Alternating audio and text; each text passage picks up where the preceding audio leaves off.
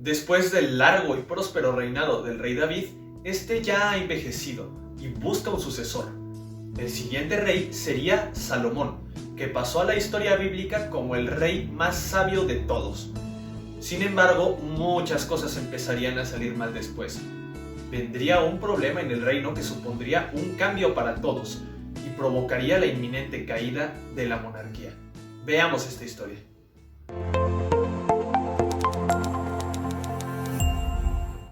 Los libros de Primera y Segunda de Reyes eran originalmente uno solo, igual que Primera y Segunda de Crónicas.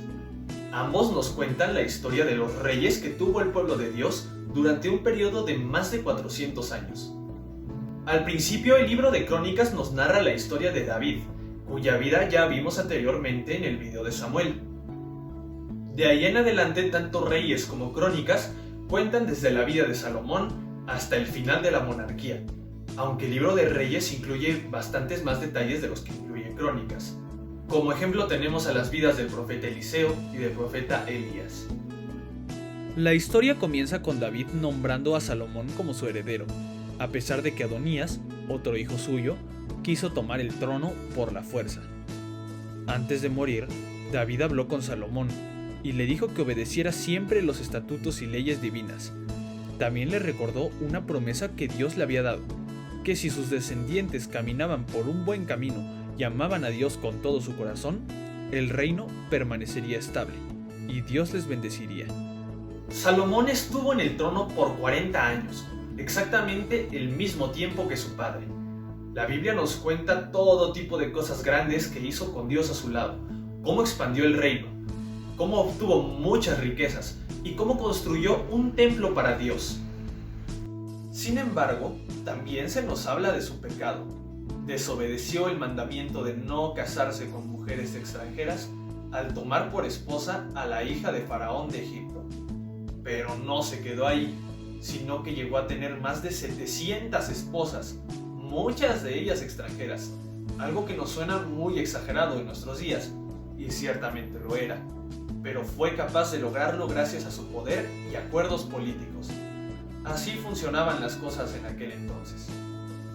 Como Dios ya lo había dejado escrito en su ley, involucrarse sentimentalmente con mujeres de otros pueblos causó que Salomón empezara a adorar a sus dioses.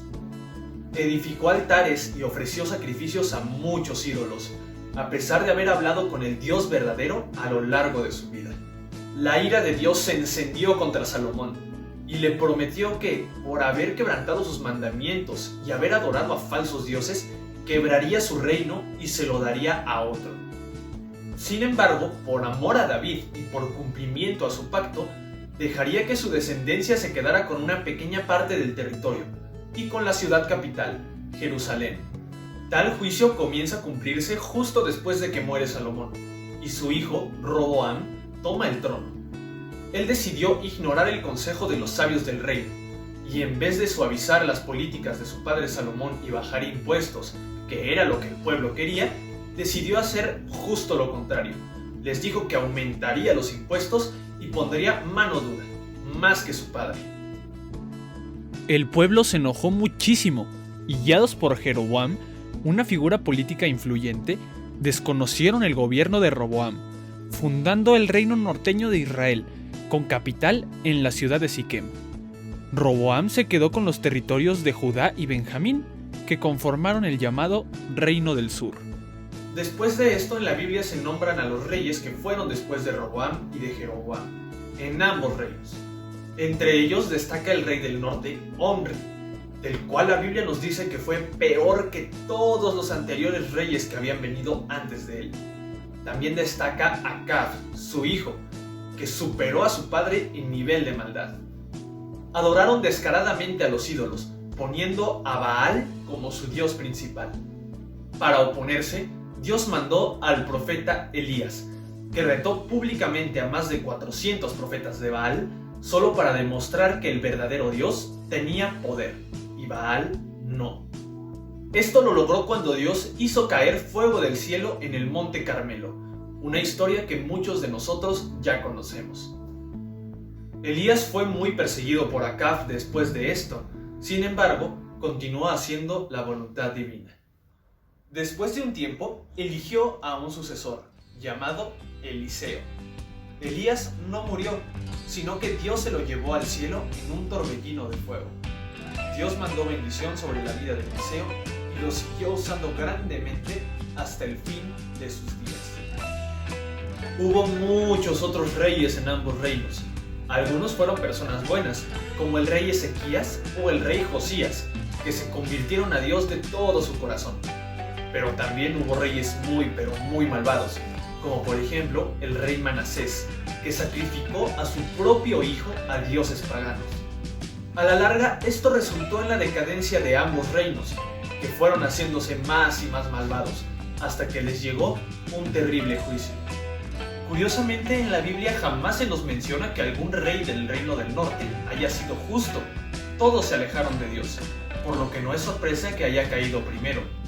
El reino creciente de Asiria llegó a la ciudad principal, Samaria. Sitiaron la ciudad y se llevaron prisioneros a todos, incluyendo al rey Oseas. No tardaron en invadir todo el reino y llevaron al exilio a miles de israelitas. La explicación que nos da la Biblia de todo lo que causó este juicio es larga y detallada, pero se resume en que ignoraron a Dios y sus mandamientos por muchos, pero muchos años, provocando su ira y que aplicara justicia. El reino del sur subsistió un poco de tiempo más, pero finalmente cayó en el reinado del rey Joaquín, esta vez a manos de Nabucodonosor, el rey de los babilonios. Hace otra deportación masiva y destroza Jerusalén, incluyendo el templo de Dios que Salomón había construido. El periodo de los reyes termina con el pueblo de Dios exiliado, en tierra extranjera, totalmente alejado de Dios. Ante el panorama, la gente se preguntaba si Dios aún seguía con ellos, o si ya los había abandonado para siempre por causa de su pecado. Estarían un buen rato cautivos, pero en un momento llegaría la misericordia de Dios para con sus vidas y su nación, la oportunidad de reconstruir Jerusalén y volver a habitar en la tierra prometida.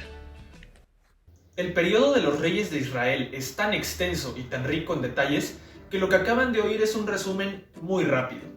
Cada rey mencionado hizo muchas cosas más, las cuales puedes leer en tu propia Biblia. Todo lo que nos muestran estos libros en general fueron las consecuencias del pecado de David y de Salomón, que afectaron a muchísimas personas a lo largo del tiempo. Sin embargo, también nos deja claro que las personas siguen siendo libres y responsables de sus propias acciones. Josías decidió seguir a Dios, a pesar de que su padre fue un pecador. Por el contrario, el rey Manasés decidió adorar a los ídolos, incluso teniendo el ejemplo de su padre Ezequías, siendo este uno de los mejores reyes del sur. Entendamos una cosa, que tus padres, abuelos o tutores sean cristianos no te convierte a ti automáticamente en cristiano también. Por otro lado, si tu familia no es convertida y eso te afecta, tampoco significa que no puedas seguir a Dios. Tal decisión es estrictamente personal. Nadie va a hacerlo por ti. Ten por seguro que la mejor decisión por mucho es seguir a Dios. No es un camino fácil ni sencillo, pero ten por seguro que lo mejor en este mundo es tener a Dios de tu lado, cuidándote y haciéndote crecer en todo aspecto de tu vida, tal y como lo hizo con los reyes de Judá.